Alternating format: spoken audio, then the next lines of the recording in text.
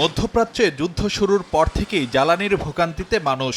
এর মধ্যে লিটার প্রতি জ্বালানি তেলের দাম বাড়ানো হয় 15 থেকে 20 টাকা পর্যন্ত। শুধু তাই নয়, দাম বৃদ্ধির 24 ঘন্টার মধ্যেই আসে তেলের সরবরাহ বাড়ানোর ঘোষণাও। তবে বদলায়নি পরিস্থিতি।